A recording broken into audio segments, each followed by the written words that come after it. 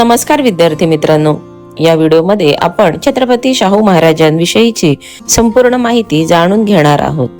Video आवडल्यास व्हिडिओला like करा आणि चॅनलला जास्तीत जास्त सबस्क्राईब करा.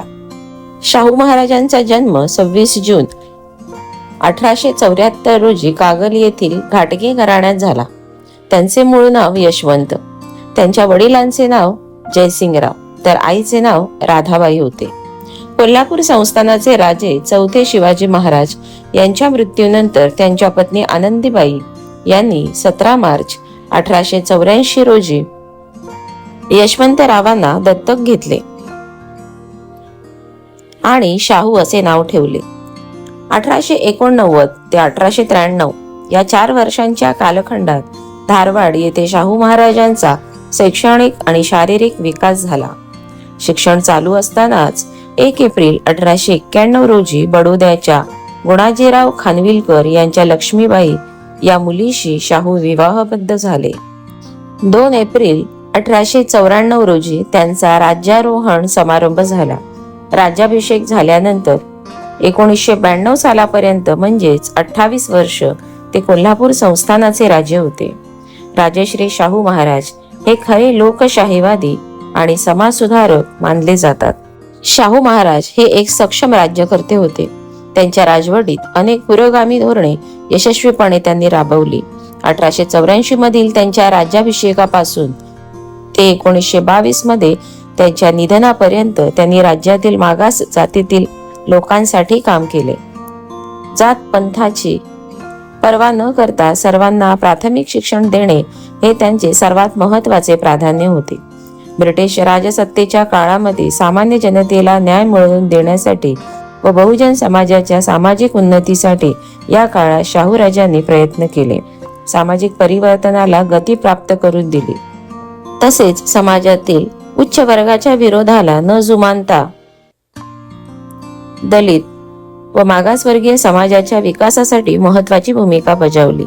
अस्पृश्यांना समानतेने वागवावे असा आदेश त्यांनी कोल्हापूर संस्थानात काढला.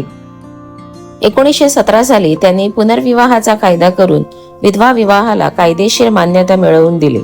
तसेच त्यांनी देवदासी प्रथा बंद करण्यासाठी कायद्याची निर्मिती केली. बहुजन समाजाला राजकीय निर्णय प्रक्रियेत सामावून घेण्यासाठी त्यांनी 1916 साली निपाणी येथे डेक्कन रयत असोसिएशन ही संस्था स्थापली. त्या काळी धर्माच्या नावाखाली देवांना मुले मुली वाहण्याची विचित्र पद्धत भारतात चालू होती. ही पद्धत राजाने बंद पाडली. जातीभेदाचे प्रस्थ नष्ट व्हावे म्हणून आपल्या संस्थानात आंतरजातीय व आंतरधर्मीय विवाहास कायदेशीर मान्यता दिली.